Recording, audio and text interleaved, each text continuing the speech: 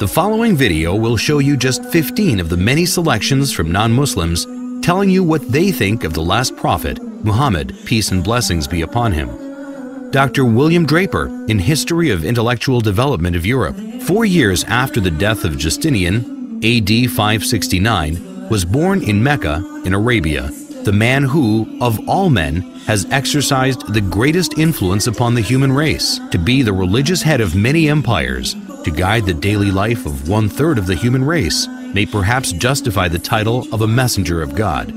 Philip K. Hitti, in History of the Arabs, within a brief span of mortal life, Muhammad called forth of unpromising material a nation never wielded before. In a country that was hitherto but a geographical expression, he established a religion which in vast areas suppressed Christianity and Judaism, and laid the basis of an empire that was soon to embrace within its far-flung boundaries the fairest provinces in the then civilized world. Thomas Carlyle, in Heroes and Hero Worship and the Heroic in History, the lies which well-meaning zeal has heaped round this man are disgraceful to ourselves only. A silent, great soul, one of that who cannot but be earnest, he was to kindle the world's maker had ordered so. Mahatma Gandhi, statement published in Young India, 1924.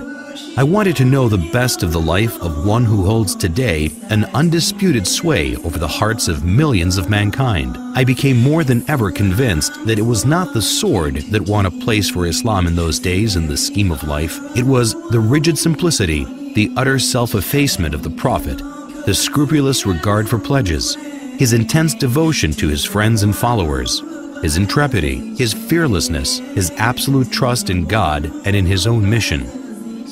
These, and not the sword, carried everything before them and surmounted every obstacle. When I closed the second volume of the Prophet's biography, I was sorry there was not more for me to read of that great life. Edward Gibbon and Simon Oakley, in History of the Saracen Empire, London, 1870. The greatest success of Muhammad's life was effected by sheer moral force. It is not the propagation, but the permanency of his religion that deserves our wonder.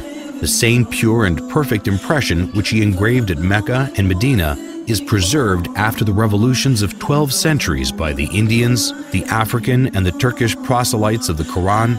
The Mohammedans have uniformly withstood the temptation of reducing the object of their faith and devotion to a level with the senses and imagination of man. I believe in one God, and Muhammad, the apostle of God, is the simple and invariable profession of Islam. The intellectual image of the deity has never been degraded by any visible idol. The honors of the prophet have never transgressed the measure of human virtue, and his living precepts have restrained the gratitude of his disciples within the bounds of reason and religion. Reverend Bosworth Smith, in Muhammad and Mohammedanism, London, 1874. Head of the state as well as the church, he was Caesar and Pope in one. But he was Pope without the Pope's pretensions, and Caesar without the legions of Caesar, without a standing army, without a bodyguard, without a police force, without a fixed revenue. If ever a man ruled by a right divine, it was Muhammad, for he had all the powers without their supports. He cared not for the dressings of power. The simplicity of his private life was in keeping with his public life. In Mohammedanism, everything is different here. Instead of the shadowy and the mysterious, we have history. We know of the external history of Muhammad, while for his internal history, after his mission had been proclaimed, we have a book absolutely unique in its origin, in its preservation, on the substantial authority of which no one has ever been able to cast a serious doubt. Gibbon, in The Decline and Fall of the Roman Empire, 1823. The good sense of Muhammad despised the pomp of royalty. The apostle of God submitted to the menial offices of the family. He kindled the fire, swept the floor, milked the ewes, and mended with his own hands his shoes and garments. Disdaining the penance and merit of a hermit, he observed without effort of vanity the abstemious diet of an Arab. De Lacy O'Leary, in Islam at the Crossroads, London, 1923. History makes it clear, however, that the legend of fanatical Muslims sweeping through the world and forcing Islam at the point of sword upon conquered races is one of the most fantastically absurd myths that historians have ever repeated. Sir George Bernard Shaw in The Genuine Islam, Volume 1, Number 8, 1936. If any religion had the chance of ruling over England, nay, Europe, within the next 100 years, it could be Islam. I have always held the religion of Muhammad in high estimation because of its wonderful vitality. It is the only religion which appears to me to possess that assimilating capacity to the changing phase of existence which can make itself appeal to every age. I have studied him, the wonderful man, and in my opinion, far from being an antichrist, he must be called the savior of humanity. I believe that if a man like him were to assume the dictatorship of the modern world, he would succeed in solving its problems in a way that would bring it the much-needed peace and happiness. I have prophesied about the faith of Muhammad that it would be acceptable to the Europe of tomorrow as it is beginning to be acceptable to the Europe of today. Michael Hart in The 100, a ranking of the most influential persons in history, New York, 1978. My choice of Muhammad to lead the list of the world's most influential persons may surprise some readers and may be questioned by others. But he was the only man in history who was supremely successful on both the secular and religious level. It is probable that the relative influence of Muhammad on Islam has been larger than the combined influence of Jesus Christ and St. Paul on Christianity. It is this unparalleled combination of secular and religious influence which I feel entitles Muhammad to be considered the most influential single figure in human history. W. Montgomery Watt in Muhammad at Mecca, Oxford, 1953. His readiness to undergo persecution for his beliefs, the high moral character of the men who believed in him and looked up to him as a leader, and the greatness of his ultimate achievement all argue his fundamental integrity. To suppose Muhammad an impostor raises more problems than it solves. Moreover, none of the great figures of history is so poorly appreciated in the West as Muhammad. Thus, not merely must we credit Muhammad with essential honesty and integrity of purpose, if we are to understand him at all. If we are to correct the errors we have inherited from the past, we must not forget that conclusive proof is a much stricter requirement than a show of plausibility, and in a matter such as this, only to be attained with difficulty. Washington Irving in Muhammad and His Successors. He was sober and abstemious in his diet and a rigorous observer of fasts. He indulged in no magnificence of apparel, the ostentation of a petty mind, neither was his simplicity in dress affected, but a result of real disregard for distinction from so trivial a source. In his private dealings he was just. He treated friends and strangers, the rich and poor, the powerful and weak, with equity, and was beloved by the common people for the affability with which he received them and listened to their complaints. His military triumphs awakened no pride nor vain glory, as they would have done had they been effected for selfish purposes. In the time of his greatest power, he maintained the same simplicity of manners and appearance as in the days of his adversity.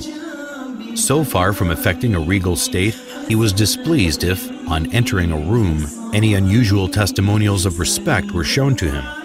If he aimed at a universal dominion, it was the dominion of faith. As to the temporal rule which grew up in his hands, as he used it without ostentation, so he took no step to perpetuate it in his family. James Michener in Islam, the Misunderstood Religion, Reader's Digest, May 1955, pages 68 to 70. No other religion in history spread so rapidly as Islam. The West has widely believed that this surge of religion was made possible by the sword, but no modern scholar accepts this idea, and the Quran is explicit in the support of the freedom of conscience. Like almost every major prophet before him, Muhammad fought shy of serving as the transmitter of God's word, sensing his own inadequacy. But the angel commanded, "Read." So far as we know, Muhammad was unable to read or write, but he began to dictate those inspired words which would soon revolutionize a large segment of the earth. There is one God. In all things, Muhammad was profoundly practical. When his beloved son Ibrahim died, an eclipse occurred, and rumors of God's personal condolence quickly arose. Whereupon Muhammad is said to have announced, "An eclipse is a phenomenon of nature. It is foolish to attribute such things to the death or birth of a human being." At Muhammad's own death, an attempt was made to deify him but the man who was to become his administrative successor killed the hysteria with one of the noblest speeches in religious history. If there are any among you who worshipped Muhammad, he is dead. But if it is God you worshipped, he lives forever. Lawrence E. Brown in The Prospects of Islam, 1944. Incidentally, these well-established facts dispose of the idea, so widely fostered in Christian writings, that the Muslims, wherever they went, forced people to accept Islam at the point of the sword. Alphonse de Lamartine in Histoire de la Turquie, Paris, 1854. Never has a man set for himself, voluntarily or involuntarily, a more sublime aim, since this aim was superhuman, to subvert superstitions which had been imposed between man and his Creator, to render God unto man and man unto God, to restore the rational and sacred idea of divinity amidst the chaos of the material and disfigured gods of idolatry then existing. Never has a man undertaken a work so far beyond human power with so feeble means, for he, Muhammad, had in the conception, as well as in the execution of such a great design, no other instrument than himself, and no other aid except a handful of men living in a corner of the desert. Finally, never has a man accomplished such a huge and lasting revolution in the world, because in less than 2 centuries after its appearance, Islam, in faith and in arms, reigned over the whole of Arabia and conquered in God's name Persia, Khorasan, Transoxania, Western India, Syria, Egypt, Abyssinia, all the known continent of northern Africa, numerous islands of the Mediterranean Sea, Spain, and part of Gaul. If greatness of purpose, smallness of means, and astonishing results are the 3 criteria of a human genius, who could dare compare any great man in history with Muhammad? The most famous men created arms, laws, and empires only. They founded, if anything at all, no more than material powers which often crumbled away before their eyes. This man moved not only armies, legislations, empires, peoples, dynasties, but millions of men in 1/3 of the then inhabited world. And more than that, he moved the altars, the gods, the religions, the ideas, the beliefs, and the souls.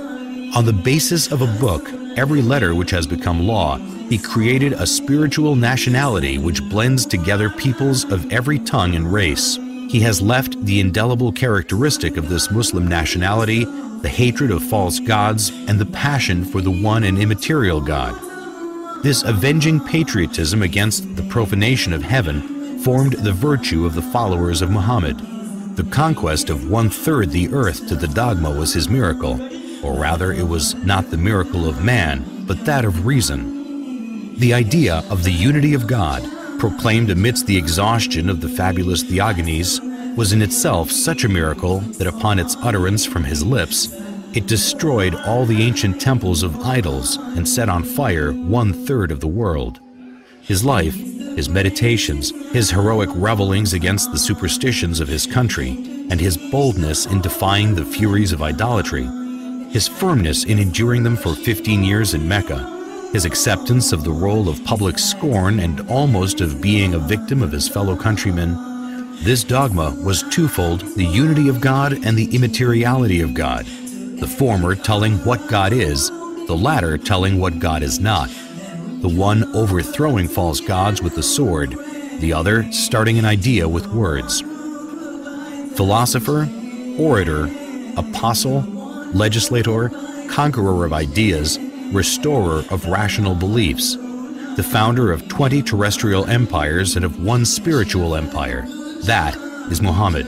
As regards all standards by which human greatness may be measured, we may well ask, is there any man greater than he? There is no